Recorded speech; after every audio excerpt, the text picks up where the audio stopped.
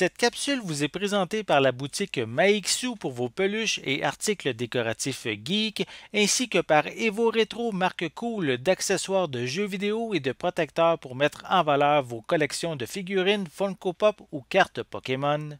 Ici Sarah de Ciné Techno et voici ma critique de Astérix et Obélix Baffez-les tous sur Nintendo Switch, aussi connu sous le titre de Slap Them All.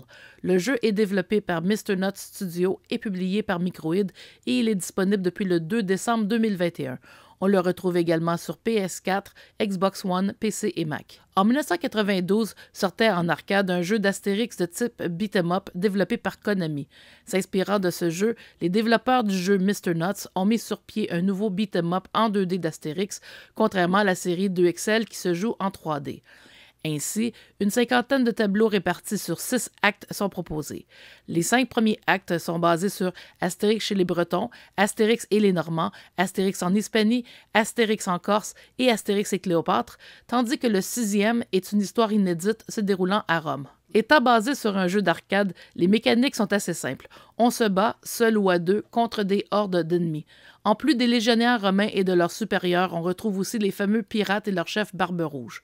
On peut contrôler Astérix ou Obélix et passer de l'un à l'autre en appuyant sur L, en plus de l'option du mode coop accessible dès le début d'une partie ou en mettant le jeu en pause. Bien que l'on puisse changer de personnage à la volée, lorsque celui que l'on contrôle meurt en mode solo, c'est la fin de la partie, même si l'autre personnage est encore en santé. 4 niveaux de difficulté sont proposés, mais on ne peut le modifier une fois une partie commencée. Visuellement, le jeu est magnifique. Le style visuel du Derzo est très bien respecté, même si Cléopâtre est un peu raté.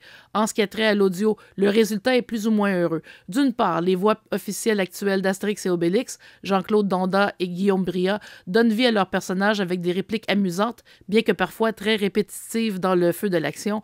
Et d'autre part, le jeu devient vite cacophonique lorsque l'on bat plusieurs ennemis à la fois. Par ailleurs, on a bizarrement choisi d'appliquer une sorte d'écho lorsqu'un ennemi meurt, ce qui est très agaçant et donne l'impression d'un bug. Malheureusement, aucune option de réglage audio ne permet de réduire le volume des effets sonores. Astérix et Obélix possèdent chacun leurs caractéristiques pour les coups. Ainsi, Astérix peut faire tournoyer les ennemis qui l'agrippent, tandis qu'Obélix peut leur donner des baffes. Aussi, comme on peut s'y attendre, Astérix bouge rapidement tandis qu'Obélix est plus lent. On regrette un peu qu'Obélix ne puisse pas agripper les ennemis plus costauds comme les chefs des légionnaires et les lions.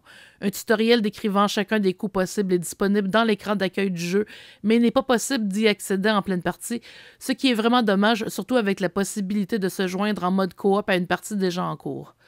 Le jeu devient bien répétitif, malgré la présence de mini-jeux comme une course de chasse au sanglier et la variété des décors selon l'histoire couverte, mais il ne faut pas oublier qu'il s'agit à la base d'un titre fortement inspiré par le jeu d'arcade de Konami, d'où tous les barils contenant des sous qui donnent des points. Par ailleurs, une fois le jeu terminé, il est possible de refaire chacun des tableaux à sa guise pour améliorer son pointage.